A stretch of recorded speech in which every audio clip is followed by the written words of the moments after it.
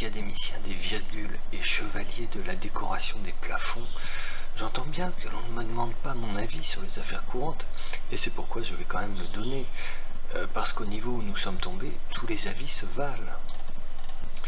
On en est au point où des vidéos de n'importe quoi démontrant de la banalité la plus plate jusqu'à la futilité la plus complète suscitent des cascades de commentaires et de polémiques qui amènent donc à sérieusement se demander comment font les gens pour n'avoir rien de mieux à faire que ça.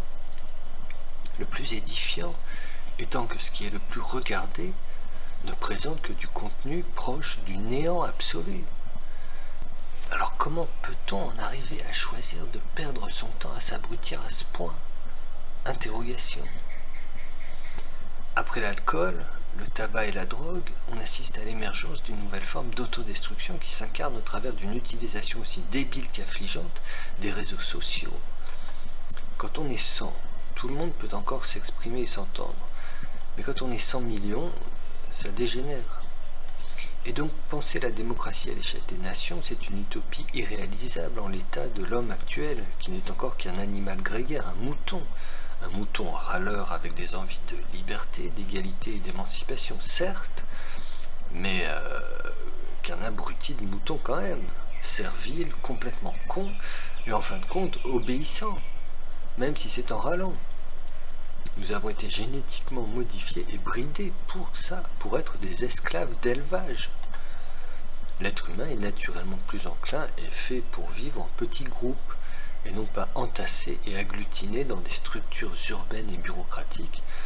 Et ce qui en découle, c'est donc que la liberté démocratique n'est possible qu'à une échelle réduite, qui se limite à une échelle de production artisanale, et qu'à partir d'un collectif trop grand, c'est-à-dire à une échelle de production industrielle, alors ça n'est plus gérable que sous un régime totalitaire.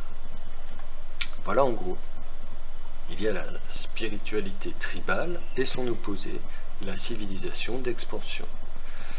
Une autonomie locale versus un pouvoir centralisé. Les deux sont incompatibles et antagonistes. Un empire qui ne tient plus compte du fait qu'il est constitué de tribus est un empire qui s'effondre. Il en va de même de tout régime au regard des individus. Nous sommes censés avoir marché sur la Lune, et nous ne sommes pas pour autant capables de simplement comprendre ce que disent les oiseaux, ou les dauphins, les chiens, les chats, etc. Les plantes, les cactus, les forêts, les montagnes, rivières, océans, nuages, étoiles. Il faut bien le dire. Nous sommes emportés par une sorte d'inertie du désastre. À part faire des armes et des selfies, à quoi sert vraiment le progrès technologique?